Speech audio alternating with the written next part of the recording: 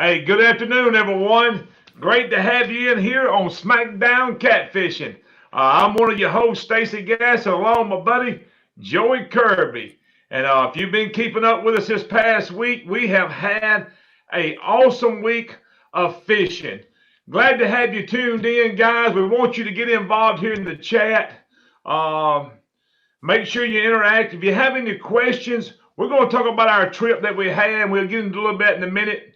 But if you have any questions, we may can catch some of them. I know the chat runs by so fast that a lot of time we miss this right here. So we'll try to catch what we can. Joey's going to be trying to look for this. Joey, introduce yourself, man, and welcome the people here this afternoon.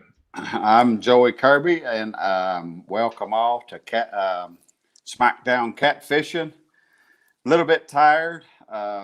Stacey, I kind of figured it out, and from Kentucky math and Alabama math, probably a little different.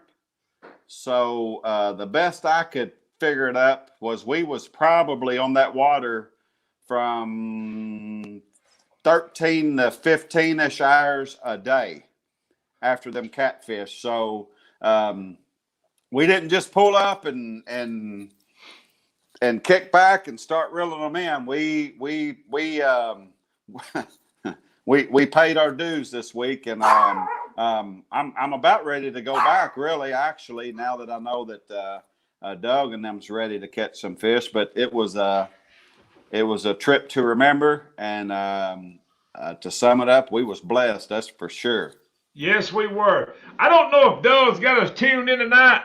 He does. Doug, look right there. He's got us tuned in. Doug, we trying to represent, baby. We want to. They're tuned in. I just talked to him, and they was I don't know if they was fighting or what they was doing in there, but man, they was all kind of ruckus going on. So. Yeah, he's tuned in. He just said, "Hey, them some good looking shirts you got on." Oh yeah. We Got a lot of people already tuned in the chat on Facebook and on YouTube. We've got about 119 viewers on Facebook. I can't see what's on YouTube. I can't see but one of them at a time. So guys, I just want to thank y'all for being a part of this program. Let me do this before we get started. If you have some friends or something, I want you to go ahead and tag them, share this post to a group. Let's see if we can't hit over the 200 and something viewers tonight. We're going to share with you about the epic weekend that we had this past week that we had fishing. Guys, we had a blast, to say the least. I would say it was one of them trips of a lifetime. Somebody said we would never top this one. And well, we also thought that last year, and several trips that we went on. Guys, if y'all been keeping up with me and Joey, we have put numerous fish in the boat over 70 pounds. Last year, we put a 103-pounder in the boat. I had another one that I would just be on the safe side would guess he was 80 plus. It broke off at the boat. A couple that was one that was in the 60s. We caught a 70, a 75 last year. Around this time of the year, we went back again this year. We've had this time marked on our calendar, and we went back out this weekend. And the very first night, we smoked it, and so it was an awesome trip. So, hey, guys, I do want to tell you this. We just come in this afternoon. I hadn't had time to talk to a lot of people. I don't know if we'll have a giveaway tonight, so don't let that keep you away. I hope you just ain't here for that. Maybe you're here for me and Joey to listen to us talk about this and be a part of our chat. Guys, let's get into this, Joey. This is something, man, we've been anticipating for now several months. We try to fish together 3-4 times a year. Seems like every time we get together, man, it's a madhouse, Yeah. And a lot of people don't know, they see a lot of stuff that we do, and and we do a lot of feeds because we want you to be a part of what's going on with us, and we want you to just see what we catching. You can see the timeline we're catching them on, and the time that we put in on the river. We're looking for monsters, and that's what we're out there fishing for. Mm-hmm. And guys, this past, for the ones who do not know, it was Thursday afternoon. We got to put in around noontime Thursday. Went out and fished. We caught I don't know 7 or 8 that Thursday afternoon. Come in and got ready. Had us some fresh skipjack from Edmond. He had us ready to go. Went out and got anchored down, and when we did, I'm telling you, it went from there, didn't it? It was on. It did. Like you said, the first stop is usually always our first stop, hitting up Edmond for the fresh skipjacks. And I'm telling you, literally, Stacey, that one big old head you cut off, when you threw it out there, you could actually see when it hit the water, you could visually see the blood from the head come up in the water. So first, the biggest key to it for us, I believe, is that fresh bait.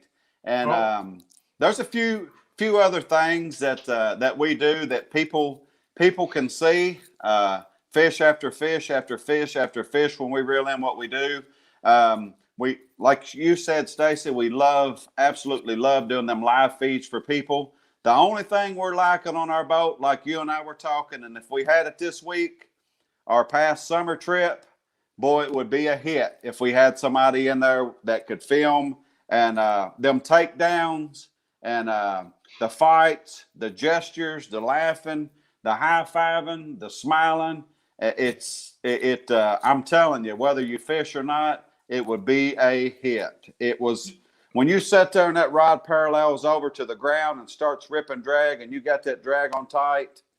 It's epic. But sometimes all these live feeds, comes a little bit of bad also. But I'll just leave it right there. But we wouldn't change nothing. We love it.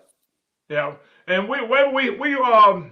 I'm praying that God give us favor with some kind of production company, that's wanting to do something, and maybe here in the future we can have somebody on our boat that's set up, and that we can do TV programs. And that's one of the things I want to look at, and one of the things, because they're missing a lot of stuff. I mean, they're missing all the takedown because we don't have our cameras running, the whole time. Mm-hmm. Guys, we caught a 99-pounder Thursday night, and right after him, we caught one that was 91. We did have there's some video footage, and we got to do some editing stuff and try to get what we can off of it. We done these on a live video, Facebook Live. Some of y'all was watching this. We done some of this right here on YouTube. We were sitting there in the boat, and literally I knew, that we've caught some big fish. And so after you catch so many of them, when you grab the rod, you can just feel the weight of that fish, just the mass of him on there. And I want to thank one of y'all said something. Hey, Stacey, he's gone with it. And I'm telling you, this fish slammed it. I would say, last year we caught one around 70 pounds in the daytime on that planer board, and he smashed it. I think this one right here, man, he nailed it. And when I grabbed the rod, my drag was just still going. I'm like, my Lord, am I going to be able to turn him around?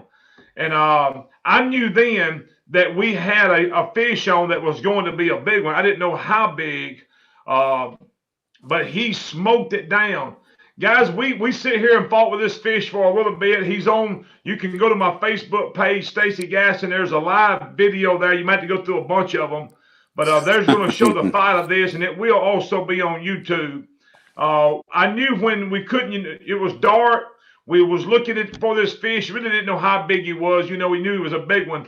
But when he hit the deck of that boat, and I saw the gut on that fish, I'm like, oh my gosh, I cannot believe this is fixing to bump that triple digit mark again. And he wouldn't far from it. I mean, that was a giant fish. we got this fish and got him out and was really didn't get no pictures of him much. We just put him in the live well and let him revive, or let ourselves revive, maybe, Joe. I don't know which one, because I would. Yeah. My heart gets to pumping so fast and so hard, and I get so excited. My adrenaline gets to pumping, and it just wears me down. I was clean wore out. Guy, we put this fish in the boat, and he wasn't in the. We didn't have him in the live well 5 minutes. Nope, not even that long. And we was fishing with 6 reels, so we had to reel in some of them, trying to keep him out of the line. We didn't have but 2 that was left out.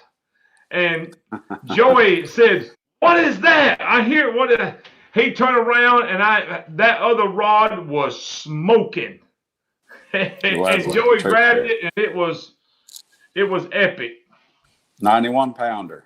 So we within and literally, as soon as we stopped that live feed from Stacey's fish so we could get our breath, I guarantee you it was not 2 minutes. And when we kind of, the commotion started getting a little bit quieter, we started being a little bit quieter, as if you can believe that. I said, "What's that noise?" And I had literally not even sat down yet. And I turned around that corner rod, like Stacey said, and it was on like Donkey Kong. And Stacey, I can throw that out there. If we did have us a crew or something, I hope it don't jinx us, but normally they don't have to wait very long for footage, do they, buddy? No, they don't have to wait long for footage. I done hit the wrong button on here. Here it is. No, they don't have to hit the wrong. Most of the time, man, we get on them things. Yeah. And the Lord has blessed us tremendously. That's right. For sure. Yes, it has blessed us tremendously. Them right there was 2 epic fish. To have 2 90+ pounders in the live well. Robert Thomas asked, "How deep was we fishing?" I'm going to say this, because I'm fixing to probably break an old myth that you've always heard. And one of the things that you see people around the cafe, and they all talking, and go down to the old deep hole down there. There's a 90-foot hole. That's where the big ones hang out. Well, I'm going to tell you, I've caught 3 fish in the past year, a little over a year, that's been right at 90+ pounds, and every one of them has come from 20 a foot or less. 103 come out of 12 foot, 15 foot of water. The 99 come out of 12, 15 foot of water. 89 come out of probably around 20 foot of water. So we was fishing in something probably 12, 15 foot at the most. And I will say this, guys. Joey's fished with me long enough, and I try not to. I know we're bad about forming patterns, and there's nothing wrong with it. Please understand what I'm fixing to say. We bad about forming a pattern and using that pattern throughout the year, every time we go. Some people was asking, y'all was dragging baits because that's what we always do. No, we was anchored. So just because we caught them in 12 foot of water or 18, 15 foot of water this time, I don't mean we're going to catch them in 12, 15 foot of water next time. I told Joey if we had stayed today, I was going to move back down to the deeper water, because it just seemed like the bite had done slowed down, and I was going to go in a different direction. Sometimes you just got to move and go where the fish is at. A guy asked us this week, they said, what's your favorite technique for catching them? Anchored or dragging? My favorite technique for catching them is whatever technique I can catch them doing. And what I mean by that is I love to drag baits, but I love to anchor too. What I don't like to do is anchor and not catch anything, or drag and not catch anything. If I'm catching them, I'm liking the technique. You can bet that. Yeah, it seems most of the time what we normally do, to be honest with you, is most of the time we'll drag, and we'll drag 10, 11 hours a day when it's daylight. Then when it starts getting dusk dawn or something, an hour or two before dark, we got to rest. So it seems to me we'll throw that anchor out, and we don't do much resting then either, do we? No, we don't. And well, and I'm probably different than most people. And I probably wouldn't have really cared about it, 20 years ago. But the older I get, the more cautious I am. And I really just do not like running up and down the lake at night. Even when I fish at night, I'm not going to move, but just 2 or 3 times. You're not going to see me moving a lot at night. And it comes back to that thing. I just want to make sure that I'm cautious of what I'm doing. And I know I've seen them logs and everything else floating down the river. So I don't like running up and down the river like that at night. I do like to anchor more at night than I do in the daytime. And so this guy just had asked a question, was we anchored or was we dragging? When we caught them big ones, we were anchored. And Joey reminded me of something too, because we was in some current, and we had took and I do this, guys. I'm going to tell you something. If you hang into, one of the things that you need to do is when you're looking for be prepared to catch a big fish. And I've shared this several times before, because it's the same old story when you're sitting around the old country store. It's always the one that got away.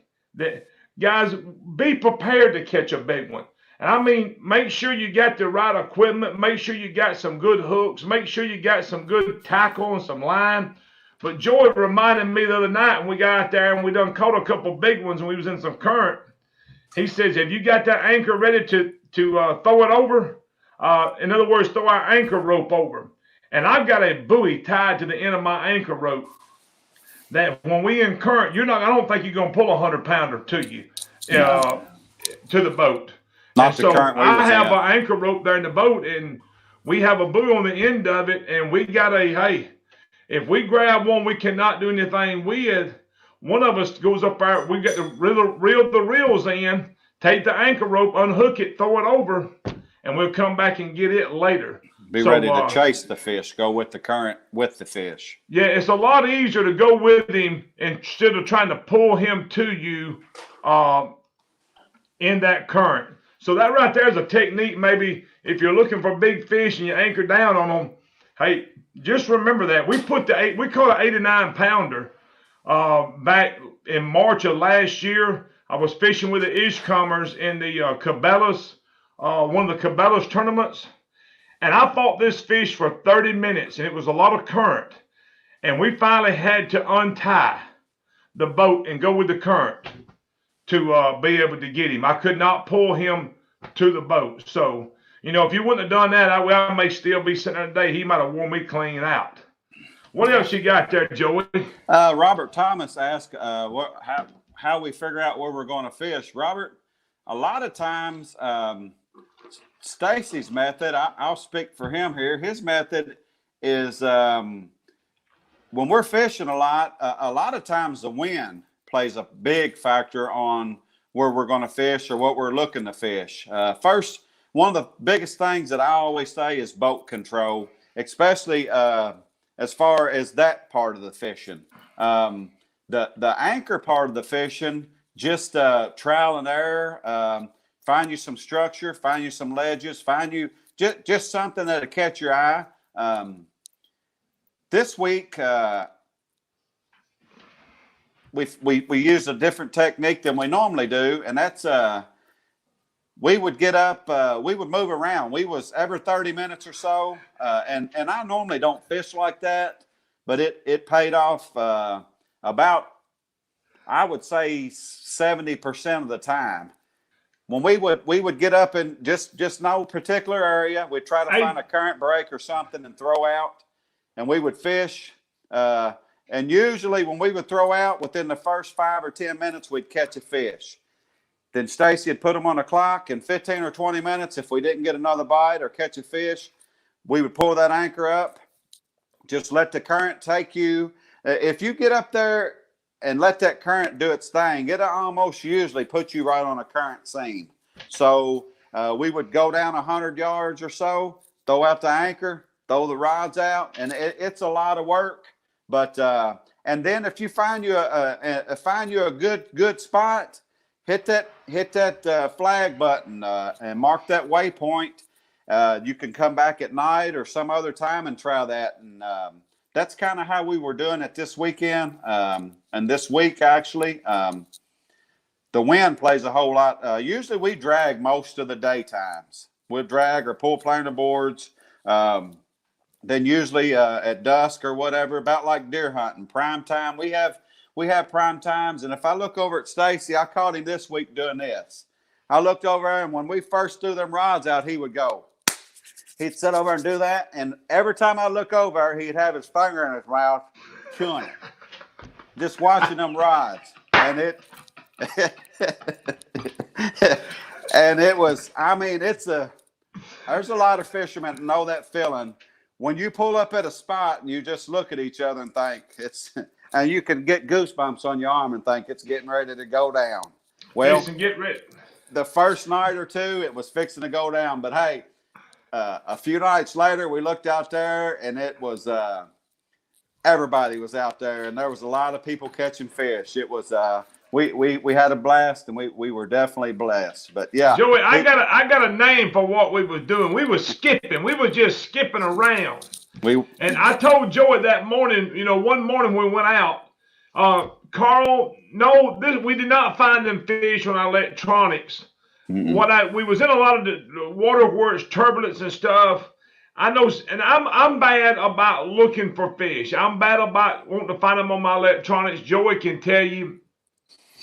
But there's some more techniques that we use to find these fish, especially in shallow water. We was in some shallow water. And I just pulled up that other morning we got there. I told Joey, I said, Joey, I'm fixing to cover this whole area out here, and we're going to anchor. And, I got my map card up, and we sitting down looking at it, and what we done was just created a grid, and we put up here anchor, fish for 30 minutes. At 30 minutes, I look around at the clock, and I says, it's 7 o'clock, it's 7:30. If we ain't caught nothing, or if we have caught something, and we give them 10 minutes after we caught something and nothing else, pull the anchor up, we're moving back about another 200 or 300 feet, 400 feet, anchor down again. Let the current just push you back and anchor down again. Do the same thing. If you catch some, if you don't catch some, 30 minutes, pull the anchor up, go back again, another 300 or 400 feet, anchor down again. After I done that 2 or 3 times, already we done about 1,500 feet back from where we went. I'll go all the way back up, move over to your left or right, 200 or 300 foot. Do the same thing again, going back. Get through with that, pull back up, move over again, 200 or 300 foot, then go back again. When you get through, you're going to be covered a wide grid of area. Somewhere in there, you're going to find out, hey, this was the sweet spot. And when you do, reach up on your electronics and match that waypoint. And that's just a way to try to cover an area and try to find where them fish is at. And try to get where, I fished behind dams for years. And that was one of my biggest, that's what we done. And I'll still love to do it. The secret is them fish is there. And sometimes I think they're looking for that path of least resistance. It may not be, but that's what, and I'm like, I just got to find out where they at. And it takes time of moving over, moving back to be able to find them. And that right there.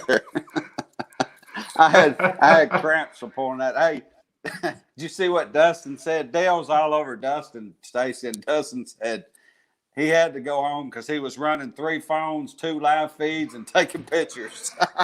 Listen, we had Dustin fall on the boat and we put him to work.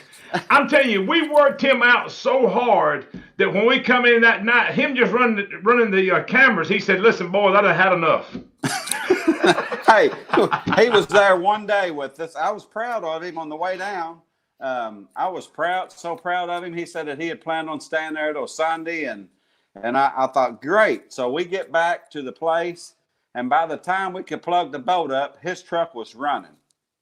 He had enough. But yeah, Doc, the mapping is great. But to be honest with you, when I wish Stacey we could have took a picture of your fish finder after we did that technique that day, because that thing was just cluttered of paths that we were going. And one of the things I think that paid off also was we usually didn't take the same path. We bumped around. And like I said, what do you think? At 70% of the time when we threw that anchor down, we caught a fish or two. And within 15 minutes. Mm-hmm. Wasn't looking for nothing particular. Just just go with the flow. Throw the anchor out. It'll grab that plow anchor he's got. As soon as it hit the ground, it stopped, swung the boat around, slung them out, and it was on, no matter where you was at. So hey, it almost snatched Destiny. Yeah, that's right. What he said? What kind of anchor grabs like this? That thing, I'll tell you, man. That thing right there. It's a good one, that's for sure. I pulled enough. I can tell you this much, Stacey. I've thrown that anchor out in the Mississippi, the Memphis. What is it? The Mississippi River Monsters. Mississippi River Monsters. I threw it out a half a dozen times. Wheeler, we throw it out a gob in that current, and it has never not grabbed when we threw that thing out. Not one time. Whether you're throwing it out and it grabs a rock, whether you're throwing it out and it grabs the mud, and it's no gimmick. It's not. You don't even have them for sale. But that thing there that you come up with is good. But yeah, well, you know, Joey, and I probably shouldn't even say this. You know, I thought about coming on the market with them. We done a video of my son just trying to pull it, and people made some smart remarks about it. I'm like, well, y'all ain't gotta have one of them. I just won't even put it out there. But I can tell you this right here: when you throw it in, you better put your purse down when you start to try to get it back up. It's not that heavy. It's just the design of it, the way it's made. It's literally made like a plow. It's going to just dig down into the dirt. Unless it's just some kind of just really, really mushy mud that does not have no substance to hold. But if it's got a fairly good sandy, compact bottom, it's going to grab. I mean, you ain't going nowhere. Hey, it's not that hard to get pulled up. You just have to run past going back upstream and try to pull it backwards to get up. But you're not going to pull it up the way you was just by pulling it, because the more you pull it, the deeper it plows down in there. Usually when you get a lot of the time, unless it's hung on a big rock or something, when you get vertical, when you get straight on top of it, I've found you can pull that rope up and let it down one time and it will come right up. If it's on a rock or something, you got to pull up in front of it and get it up like that. But it was that was our techniques this week. Like Stacey said, when we in that crazy turbulent water like that, them electronics are not going to do you no good. But I'm telling you this, in my area here, I told Stacey at where I fish at, them fish are there. Them dams, that turbulent water, I don't know, the bait's there, them big fish are there. And if you have a dam near you, to me, no matter where I've fished, if I can find a dam, I usually catch fish. There's a few people around in my area that give, I don't know, so I really don't even want to so much call them haters, but they know that I dam fish a lot, and I've heard remarks by a few of them say, and this is a true story. They'll say, "I don't fish them dams. Fish are too easy to catch there." Like, true story. There's a handful of people here at this town, and I can tell you this much to anybody that's watching that fishes these tournaments in this area. Way over half of them tournaments are won by fishing that dam. Yeah, I mean, there's a lot of bait that's there, and I will say this, the dams, the springtime is really, really good at the dams. The summertime with that oxygenated water is majority time good. I will say this, I fish dams, I fish the lakes, I fished all kind of situations over the past several years, and it has it is pretty consistent, especially this time of the year. I don't know if anybody really studies catfish. My wife thinks I live it, eat it, breathe it, and everything else. I do spend a lot of time thinking about what they do and reading some stuff on them. And I can tell you in the springtime of the year when that water temperature starts to rise up, these catfish are looking to start to spawn. And when they do this, they go north. I mean, you see fish all the time. You watch any kind of Discovery channels, you watch them these fish start to go north. They go up into tributaries, they go up into rivers. If they're just going up the river and there's a dam there, well, they done come to a place that it can no longer go. But I will tell you, there is an art to catching them there. And the art is to find that sweet spot. And when you find it, just keep moving around. Let the current push you around. Move over and find that sweet spot. Let me get a break right here just 1 second. I want to share this with guys. I was given the opportunity. A guy here from over in Arkansas with sunspot lights. Everybody that's been on the boat with me has talked about this light right here. I will put it with anything out there. I mean, you can go to Walmart and buy you a Q-beam. I will put this light right here, right beside anything that you have. I want to, if Doug is still online with us, Doug was probably 300 or 400 feet, maybe further across the lake the other night. And I put the light on, and you can see the side of his boat light up, We can see him over there. Guys, these things are put out by Sunspot. Let me see if I can't. My camera, when I'm doing things, Joey, my camera's backwards than what I'm doing. But that is the name of it right there, guys. It's a coon hunting organization or a guy that coon hunts. It's got several different functions on it. This is a spotlight. You can travel down the river with it at night.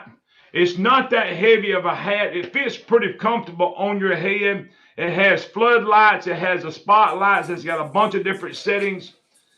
It is a high-priced hat, but if you're looking and serious about fishing at night and tired of not being able to see, I promise you, you will be able to see what you want to do with this hat right here.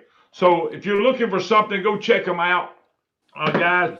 We did go off last year, and I'm going to share this, and we'll try to get on to something else. I think it was last year that me and you went out the very first time in the Targa, and we was at night fishing, and we didn't have much lights. I didn't have time to get the lights on my new boat.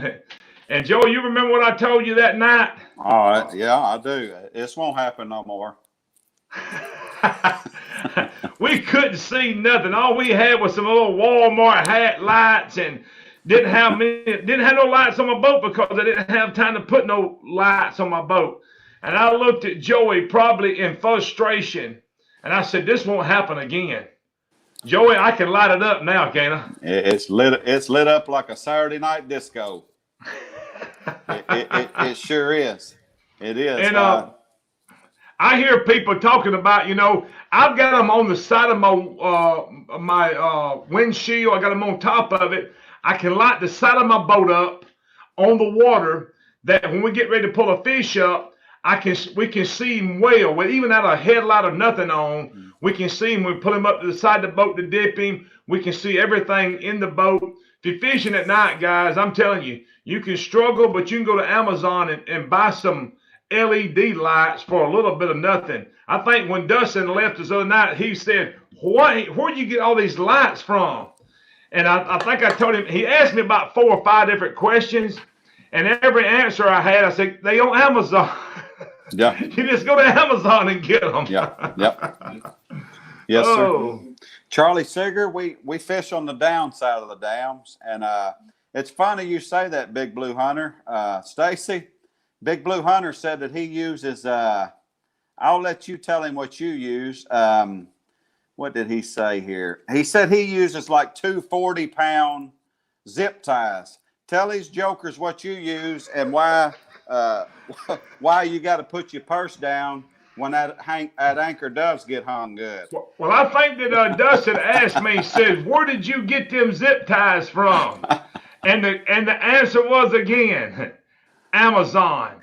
Hey, what was them? 250 pound zip ties. Yes, sir.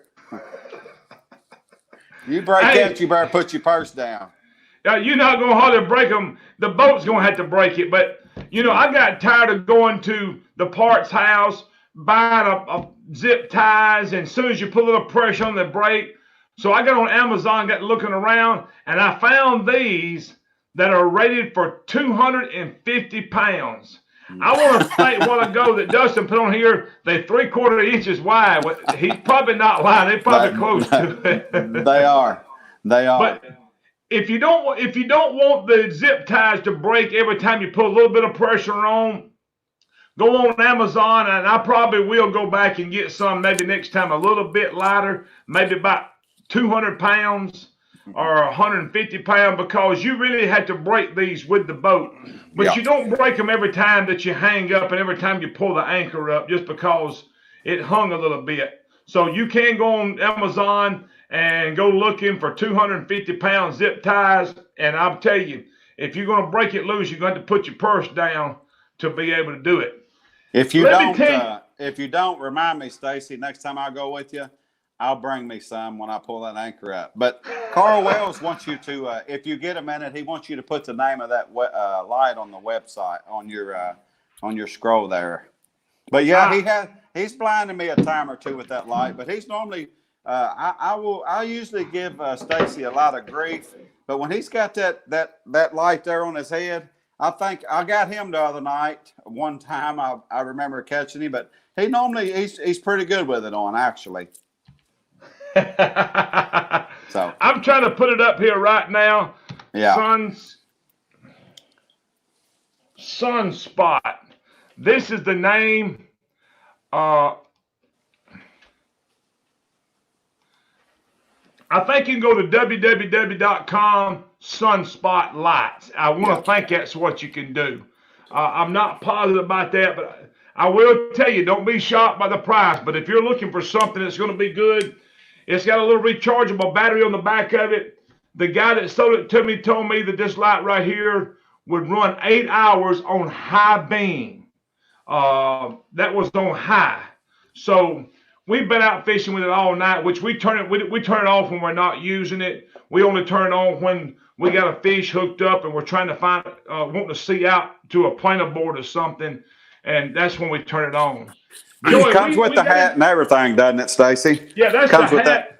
The hat, the light, the that's light. The hat and everything, just like this right here. I think I would turn it on, but it'll probably and use it with your hand. It's just got a little thing on the side of it, a little knob that's got all these little functions on it. I don't know if we can see.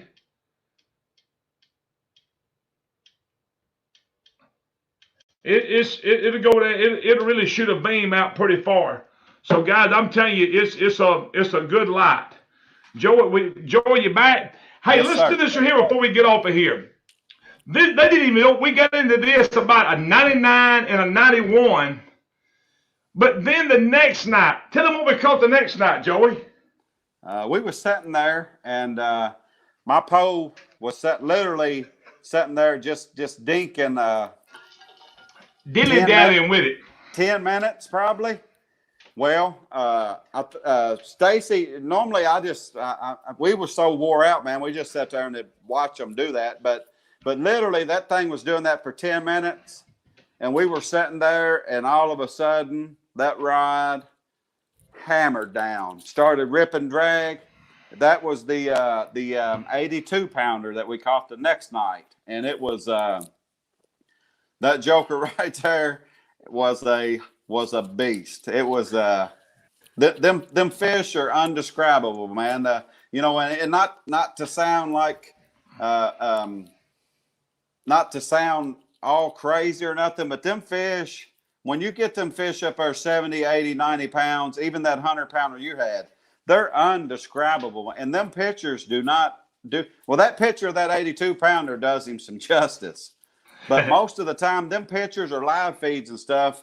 Even if you fish all the time, man, when you look down there and see that fish sitting against a 60 or 70 quart cooler, and they're just towering over that cooler, it's crazy.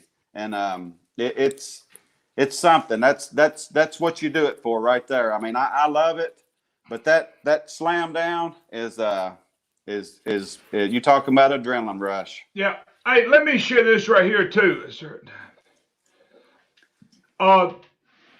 Tyson Banks here. He caught a good a big catfish. I think this past week.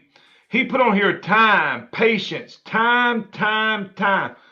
God, I'm gonna share you a little theory here, and this is the way that I look at this. And you can take this for what it's worth, or you can take it and use it, or you can just throw it out the window and go on about your business.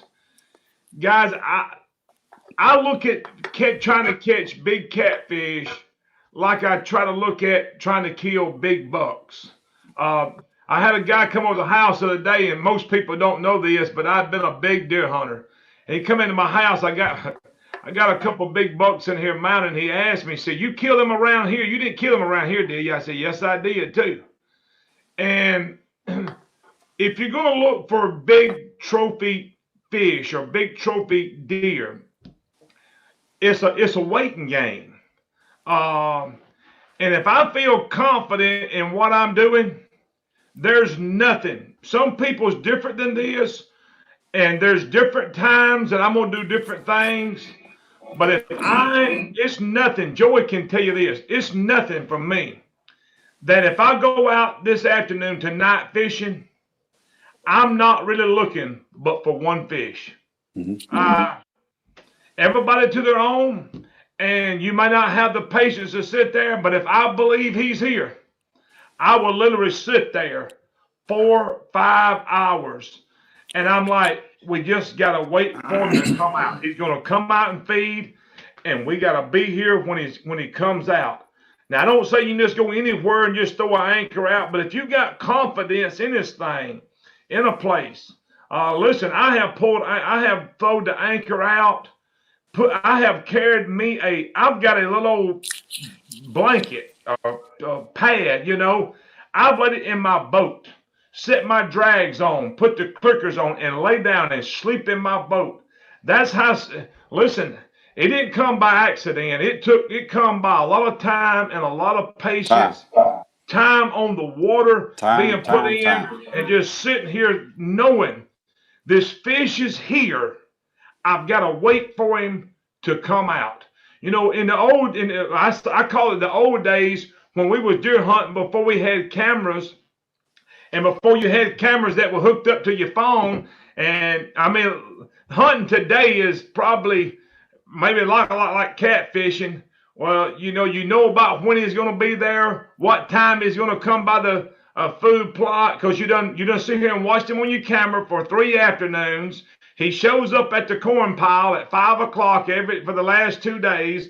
So we're going to get out of our chair and go over here to the shooting stand and get there at 4:30. And he's supposed to be here at 5 o'clock, and we call it hunting, But in the old days, we didn't have nothing but know that there was a trail where he come through at, and this, that, and other. We didn't know what time he come through, but we knew he come through there. And so you know what we had to do, Joey? We would go over there in the mornings, put the tree climber up, and I would literally sit in that tree climber. I'd sit in it 6 hours, come down, maybe go get a bite to eat, come back up, and get back up in that tree and sit another 6 hours or You hit 5 hours waiting because I'm like, I know he's here. You hit it right. I just need to be here when he comes. That assurance, knowing what you're doing right, and if the opportunity comes and you hang out there long enough, it's going to come by. Hey, I got for some reason last night popped in my head. Stacey and I, like I said, we're pretty much bedtime. We're pretty delirious. I don't know what time it was, Stacey. 2 or 3 o'clock in the morning. He and I was in the same room last night, and I was laying there in my bed asleep, and turned, and the flats slid out from underneath my mattress and through the bed all the way to the side. And Stacey, I heard him jump up over. He said, "What was that?" I said, "I was weighing that fish in my dreams and got him back to the edge of that bed, and it flipped me over." Well, he got up and thought I was laying on the floor, but that bed, sure enough, as I'm sitting here, man, it threw me for a ride. But we had a blast, Stacey, and I tell you all the time, and you do the same. It's a blessing that we cross paths, and it's almost like Dustin, I think the other night, when one of us something happens, the other one knows. You might say grab this or do that, but we correspond with each other and know, and we have a blast, and I'm fortunate, and we've kind of taken it to a different level now. We have this. We got a lot of people that follow us, that have nothing but positive stuff to say to us and about us, and I'm appreciative. We none of it's like I tell people about Stacey all the time. It ain't no show. It's legit. We out there. We absolutely love it. Stacey starts every morning off with a prayer, asking the big man to bless us with some fish. And hey, there's very few times that we've gone that he hasn't blessed us, and it's a blessing and an honor, Stacey. And I, as well as a whole lot of people, look up to you, and we respect you, and you're a blessing to the whole catfishing community. That's for sure. I'm going to share this, and I'm going to close here. James Prince asks, are y'all catching big fish in the same depth of water at night, the same as you do during the middle of the day? No, we didn't catch them. We didn't catch them monsters in the middle of the day up in that shallow water. We did catch fish up there, but they was I say smaller one. I don't mean to say smaller ones, because we did catch some 30s and 40 pounders, and I don't mean to be little or nothing, but them was a good fish regardless. Mm-hmm.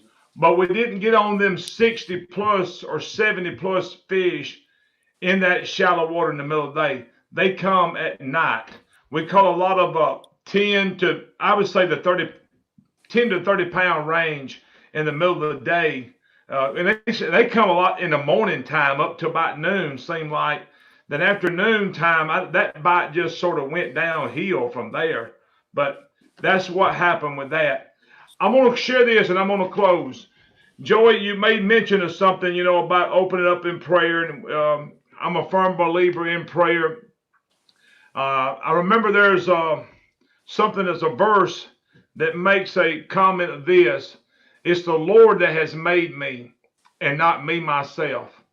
And I realize that I'm very limited in my ability and in my talent. So I really depend on the grace of God to do a lot for me. I'm going to share this story because this is a true story, and it's the way that I look at my life.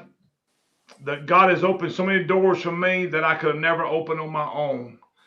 He has blessed me beyond measure. And when I was dependent upon just my talent and this, that, and another, and thinking I was all this and all that, you just really don't hardly get nowhere much.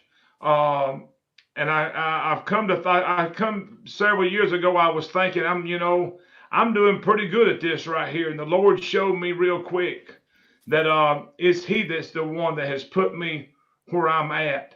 And regardless of your ability or your talent, the favor of God will carry you further than anything. It will carry you further than your talent. It will carry you further than your ability.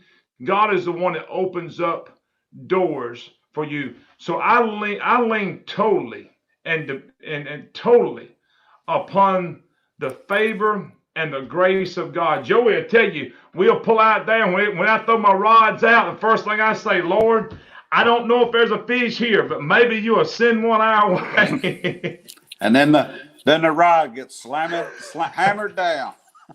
Hey, and I also say after it happens, first thing he says, "Thank you, Jesus." Thank you, Lord. Thank you, Lord. Yes. I'm going to end with this right here. And guys, we thank y'all for being a part of our show, and thank you for tuning in.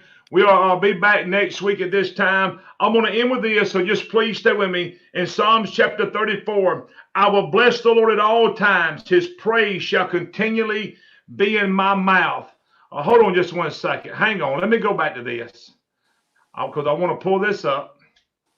Sorry about that, guys. So you'll be able to see it. I will bless the Lord at all times. His praise shall continually be in my mouth. My soul shall make her boast in the Lord. The humble shall hear thereof and be glad. Oh, magnify the Lord with me. Let us exalt his name together. I want to tell you this afternoon before we leave. May the favor and the blessings of the Lord be upon your life. May there be a hedge of protection about you and about your family during this chaos that we're going through in America. May the Lord dispatch angels in your presence to watch over you and your family in Jesus' name. God bless y'all, and look forward to seeing you here next week.